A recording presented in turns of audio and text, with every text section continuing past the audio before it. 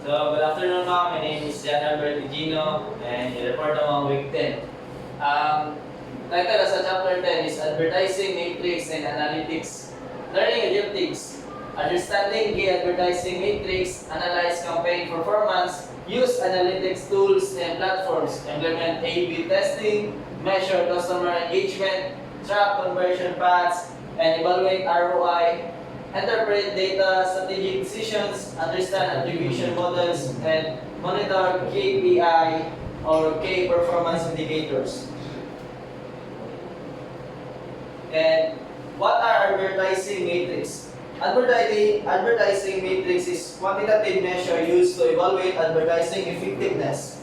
As its core, advertising matrix are the quantitative measure used to assess the effectiveness of advertising campaigns. This matrix provides insight into various aspects of campaign performance from audience engagement and conversion rates to cost, efficiency, and overall impact. And this is the key advertising matrix. The first one is impressions. Total number of times an ad is shown. The impression is total times of content displayed regardless of clicks. And number 2 is reach, number of unique people who see the ad. Reach is total unique individuals who see the campaign. And the third one is click-through rate or CTR. Clicks divide impressions. And number 4 is conversion rate. Conversions divide total visitors. And fifth one is cost per click, CPC, total spend divide total clicks. And number 6 is cost per acquisition or CPA, total spend divide conversion. And number 7 is return on ad spend or ROAS, revenue divide total spend. And number 8 is customer lifetime value or CLV, total revenue expected from a customer over time. And the number 1 is ad engagement rate, like likes, shares, and comments and interactions. And number 10 is bounce rate or percentage of visitors who leave after one page. And the number 11 is frequency. Impressions divide reach or how often person sees the ad. And number 12 is viewability, percentage of ads actually seen by users. And 13 is click-through rate. All clicks divide impressions. And number 14 is completion rate. Completed views divide total views. And the last one is ad recall and awareness. Percentage of audience who remember the ad. And the campaign performance, it measures how well a campaign achieves its objectives. The campaign performance refers to evaluation of how well an advertising or marketing campaign achieves its objectives. Measuring and analyzing campaign performance help business understand the effectiveness of their strategies and make data-driven decisions for future campaigns. And this is the key metrics or KPI.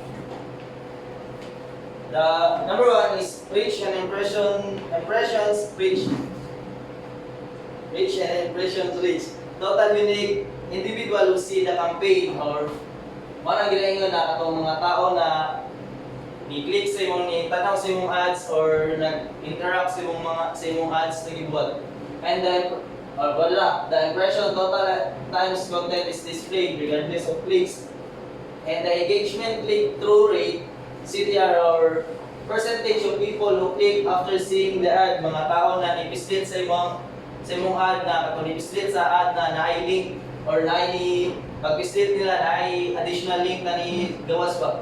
And mana siya sa engagement click is clicks divide impression times 100 or likes, share, comments, measure, interaction with the content. Di mga na ang ginapil sa computation nila nadya ang like, share, comments, wala ginapin nila sa pag-compute. And sa engagement rate, level of interaction relative to impression or reach. Tapos total engagement divide total impression times 1,000. Pare-pareha kung sila bali ang nakakuan lang sa engagement kung kaysa yun itong mga murag na interesado dito. And sa conversion rate is percentage of user who take desired actions. Conversion divide total interaction times 100. And the cost per conversion, CPC divide CPA or cost per conversion of total cost divide number of conversion. And next one is return on investment or ROI, measure of profitability or net profit divide total campaign cost times 100. Paano siya sa net profit niya? Sa net profit niya, i-divide niya sa total cost or in short, kung pila yung nagasto, i-divide mo sa kalabasan na ng engagement rolling. And next one is return on ad spend. Revenue per dollar spent on ads or revenue divide total ad spend. And third one is customer acquisition cost or CAC.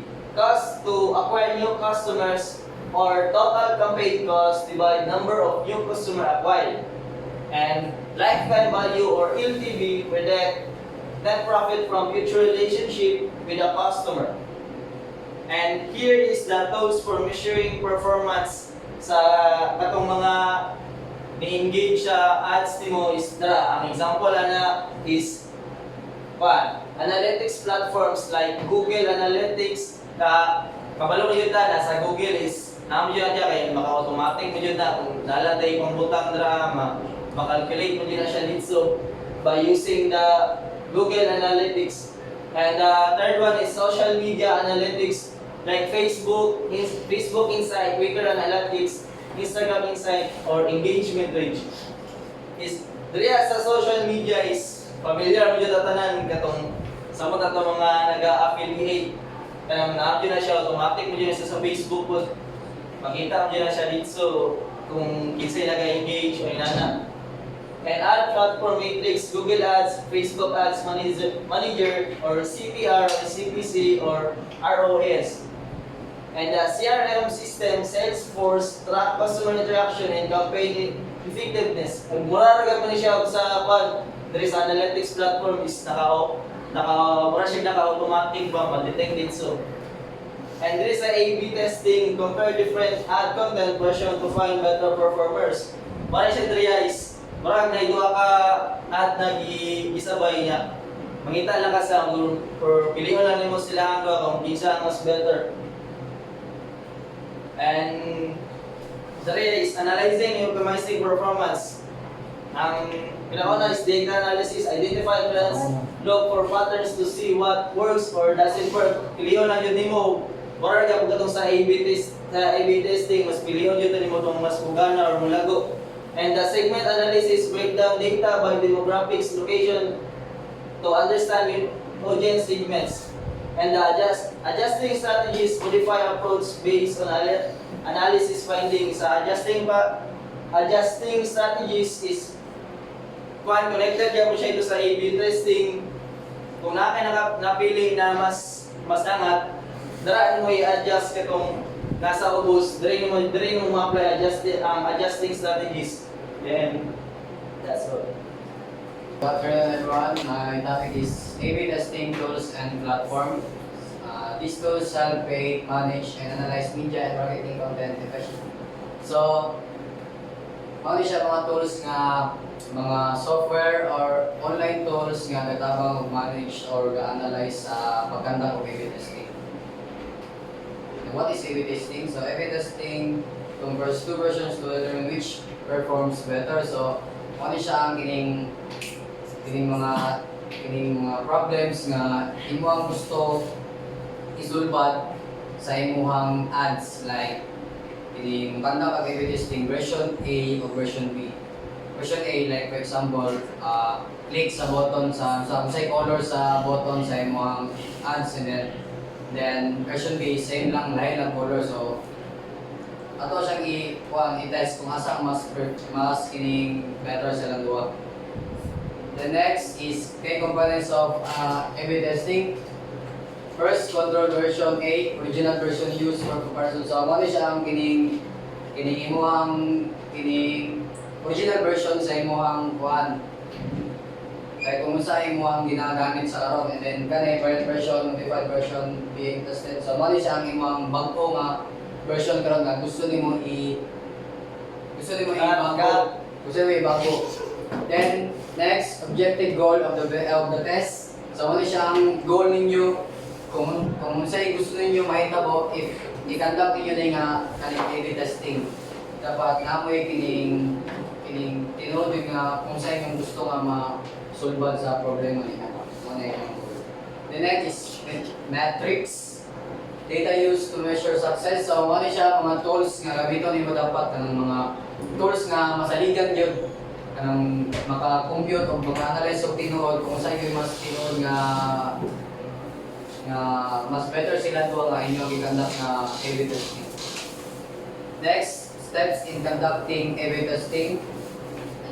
Ano siya? 8 steps in conducting A/B testing. First, identify the variable. Choose one element to test. So, kanina guys is dapat if mag-conduct A/B testing, dili kay magpili kag daghang ang option, dapat mo focus lang sa usa ka ini problem na imong gusto isolve kay. Pwede man nga daghang ang option pero dapat mag-focus sa isa. The next is formulate A/B tests, predict the outcome of the change. So dapat if mag-conduct mo A/B testing, gusto niyo kuan dapat inyong i-conduct inyong gusto i-solve dapat kuan mo. If kaninga problem, kaninga plano ninyo i-ilis dapat confident mo dapat i-predict ninyo daan nga. I-predict ninyo nga. Mao yun may tabuga po ni para sa inyo if kaninyo buhat. The next, create variants. Make two versions with one difference. So kani magbuhat kag two versions sa kining inyong kuan imong gusto i-kuan like ang click sa inyong ads. Ang color sa click sa inyong ads like version A is color blue and then sa version B is color red. So dapat mo magbuhat kag duha ka versions yun nga pero lahi lang isa lang ang kuan sila ang difference.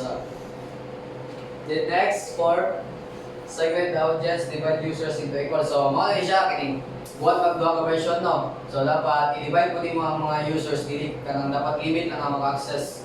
Dapat for example 50% sa version A then 50% sa version B. So next.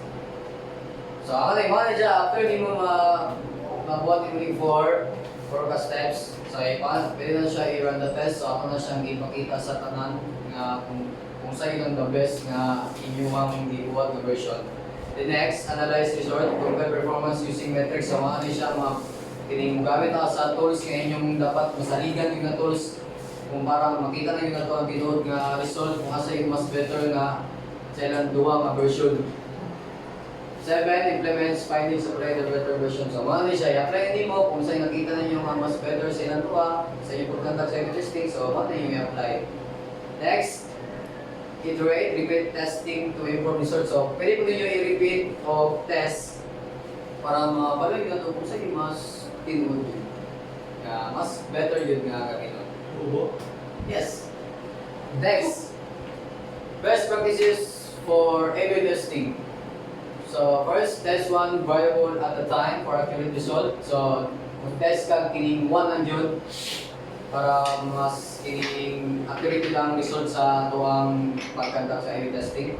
Then next, ensure statistical significance to make result reliable. So if mag-conduct kag tiniguan, if mapadagan yung mga A/B testing, ang inyong gikandak A/B testing is dapat dili ka mo collect ng data if gamay pa lang ang nakolekta. Like for example sa version A is 7 pa lang ang nag-click sa sa ads ninyo and then sa version B is 6. So imo lang i-consider nga mas better ang version A. So dapat imo na siyang padagan within 2 weeks nga para mas sure ta mas